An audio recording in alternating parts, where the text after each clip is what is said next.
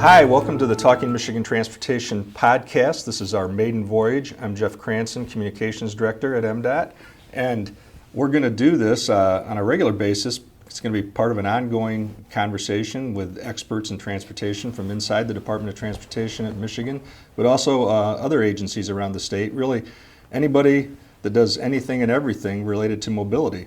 So it seems appropriate for our first episode to kick it off with our director, Paul Ajegba. Director, thanks for being here. Thank you, Jeff. Thanks for having me. I just wanted to talk a little bit first to introduce you to people. There's been some stories. You did a number of interviews at the beginning of the year, but you're still not even 1 year into this position. So talk a little bit about your background and how you got to transportation and how you got to MDOT. Well, I've been in MDOT now for 29 years. I started in what we call the Engineering Development Program.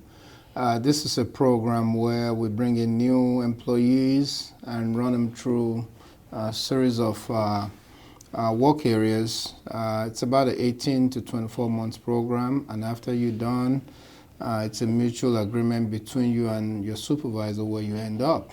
So when I came in 29 years ago, I found that program to be so helpful for me to transition into working in MDOT. We still have that program till today, and I think it's one of the best programs out there. So that really kind of fed your ongoing passion for developing youth and getting youth into transportation and engineering, and it's all part of a larger workforce development belief on your part. Absolutely. I think the longer we are in the business, we have to make it one of our major responsibility to mentor and train the next generation. And if we don't do that, there's so much competition out there that we're going to lose a lot of talents to other industry and other organizations. So my passion for workforce has been, from coming in as an permanent employee at MDOT, I always felt you got to lift as you climb, and that's a big part of what I try to focus on. So going back to your early days and how you got to the department, and then the things that really, fed your interests, operations, trying to, help people get a safer commute, get from point A to point B as quickly but as safely as possible. Mm-hmm. That's really been your interest, both as a region engineer heading up MDOT's busiest region in Metro, in the Detroit area, but also in the university area, based in Jackson, but including Lansing and Ann Arbor. Yeah. Talk about some of the things that you did that you think really helped those operations. Yeah, well, I think for me, it was one of those things where after I got out of the EDP program, I worked in a traffic and safety area for several years, and I felt a little limited. I felt moving around the department, learning other areas was a good way to challenge myself. So I worked in operations area. I worked in utilities and permits. I also actually work in construction, just to kind of get a overall feel for how everything comes to the department, comes together in the department. And I think that really helped my growth. Also gave me the upward mobility opportunity. Going to work as the Oakland TSC manager. Prior to that, I was operations engineer in the university region, and I really enjoyed the operations side of things. That's where I found my niche. Could you explain what that means? Yeah. Because I think the average citizen thinks, I drive the car, I'm the operator. Yeah. So what do you mean by operations? Yeah, well, being an operations engineer in MDOT or in the transportation field, it's more than just designing the road. It's also about the safety, the geometrics of the road, the vertical, horizontal curves, the guardrail ending, where and how do you design these safety features into your roadway configuration. I think it's if you've never walked in that area, you don't understand there's a science behind that. Quite frankly, how do you set a passing zone in a two-lane, two-way roadway? There's a science behind that. Determining the distance. Exactly, the distance, the timing, looking at the vertical, horizontal curve, sight distance, all that stuff plays into it. So I really enjoyed that. So when we talk about that and eliminating congestion and trying to make things safer for people and environmentally friendly, because when you eliminate congestion, you eliminate emissions or you reduce emissions greatly. Your crowning achievement thus far has to be the flex route on US 23 north of Ann Arbor. Yeah, that was, to me, I think a lot of things had to come together by a lot of very passionate people. I was so lucky to have a very passionate team, a very knowledgeable team as well in Universal Region. We all just collectively decided this is no longer acceptable to have people in a backup for 2 hours just to get to work, and then getting out of work 2 hours to get home. How can we make their lives a little more comfortable? And we all collectively decided, let's do something. And championing it is just my small part of it. I think the unsung heroes of the flex route are the ones who did all the work behind the scenes.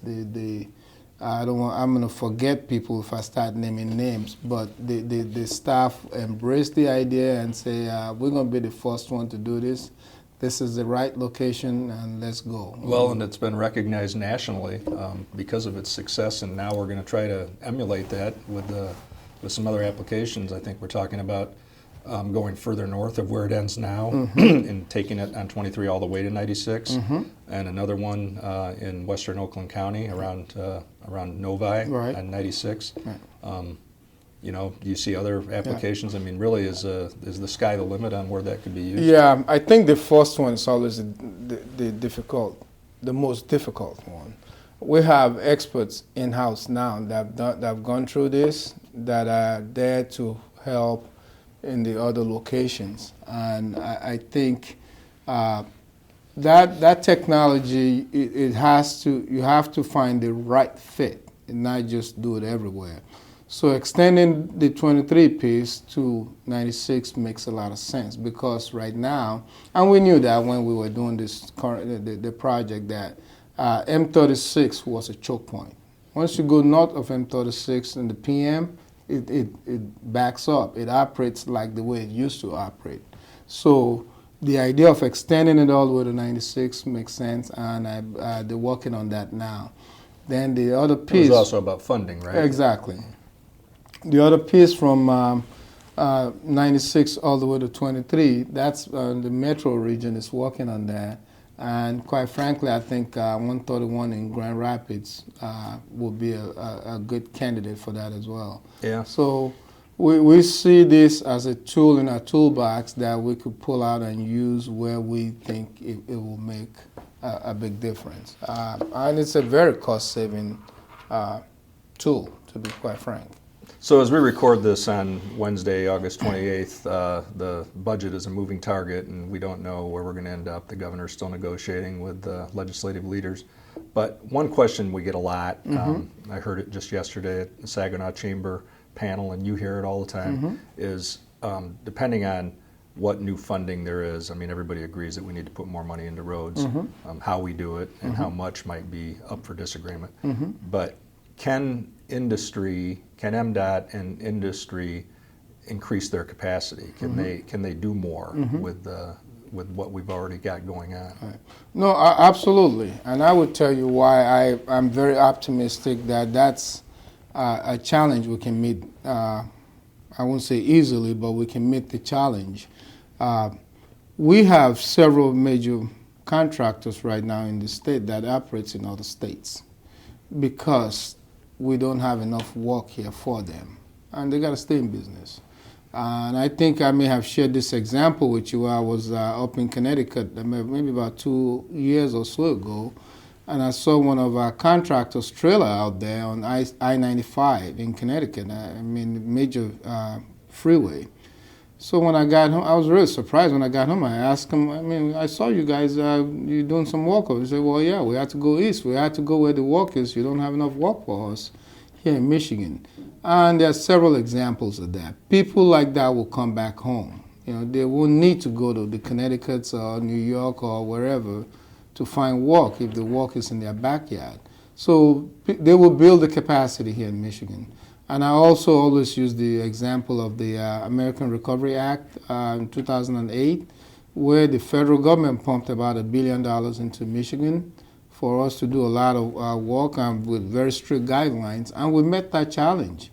And we went back and looked at the numbers. We didn't see any runaway costs inflation-wise. So again, I think, quite frankly, with the way the governor has structured this funding, it even helps us to ramp up, because you're not getting an infusion of all the money at once. You get 15 cents, and that gives you a certain amount of money, another 15 cents, and another 15 cents. So that gives MDOT, the industry, an opportunity to ramp up to when we get the maximum amount. And those contractors and those folks in industry will say, just give us some certainty. If we know how much is coming when, and we know it's going to be sustained for a period of time, then we can plan and we can invest. We'll build up capacity if you guarantee us this is how much we're going to be getting every year. And I think that's been the dilemma for them, because every year our program just fluctuates. In June, before the legislatures go on break, if they have extra money in the general fund, MDOT has another $50 million or whatever. So it kind of goes up and down, and it makes it tough to plan. But what they've been saying, I'm quite frank, MDOT as well, is you let us know every year how much our funding is going to be. We'll plan accordingly. And that's what the governor's plan does. It guarantees us a certain amount every year moving forward. And we have a 5-year plan that's updated every year. Exactly. And so we can look at that and see what can be expedited, what can be moved up, and if there is a infusion of cash, then there's more that we can do to move that program up. Yeah, and we're doing that behind the scenes right now, trying to figure all that out. What is it going to take to ramp up and make sure we meet the challenge?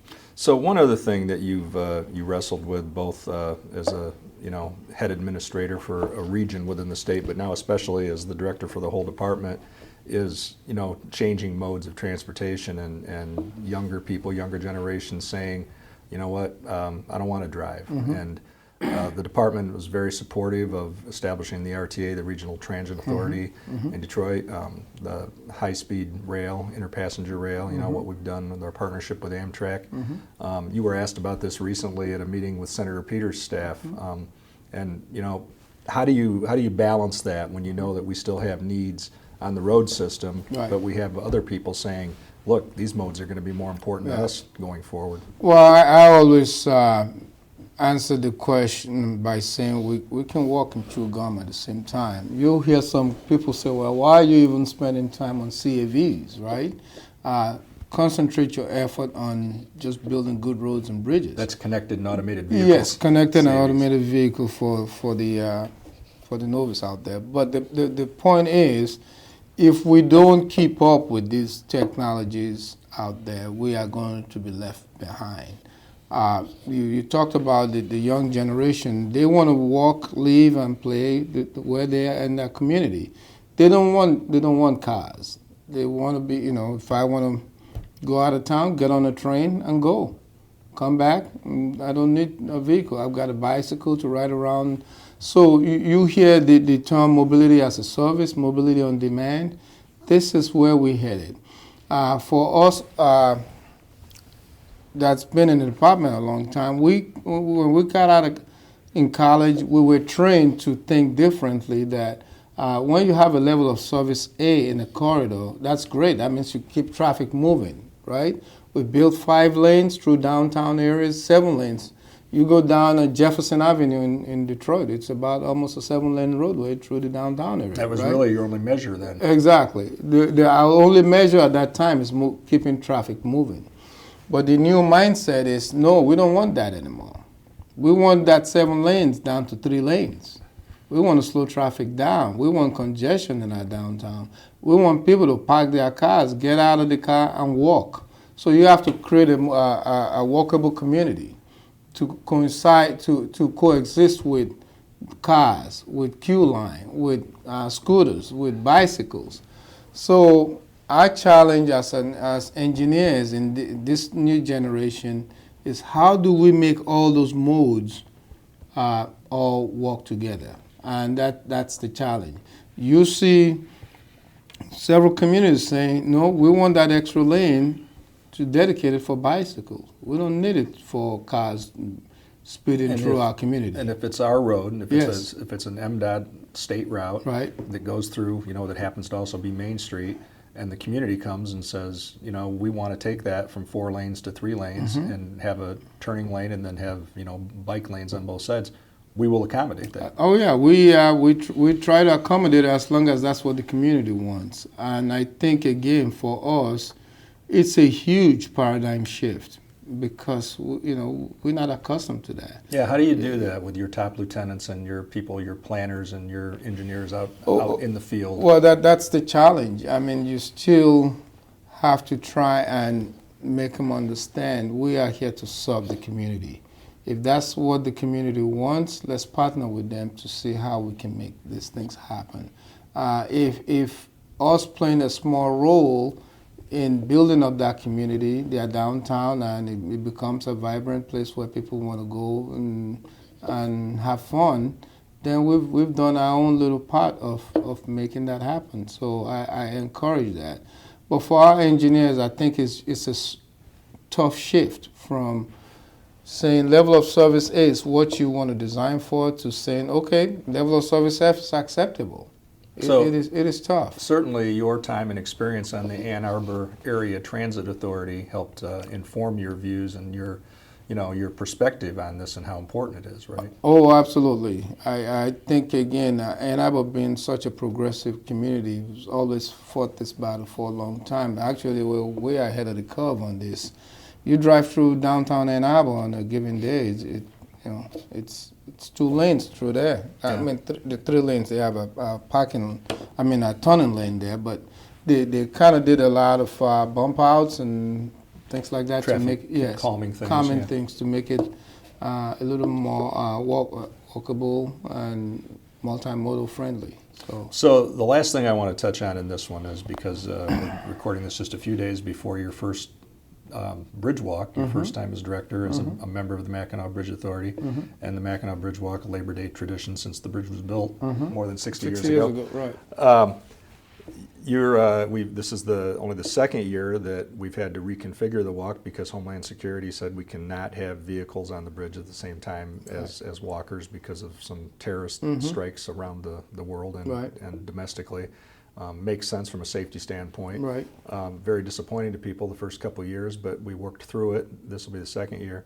But this will be your first time participating in the walk with the governor. Right. Are you looking forward to it? Oh, I'm really excited about that. I've talked to several people that did it last year with the new configuration. They thought it worked out very well, and I'm really excited. I think it's a great opportunity to be part of the Bridge Authority Board and also to be doing this with the governor on Labor Day, where they will recognize those who work hard to actually build that bridge. So it's an exciting time. How do you feel about getting up at 5 a.m.? Well, again, I do that now anyway, so it's just another day.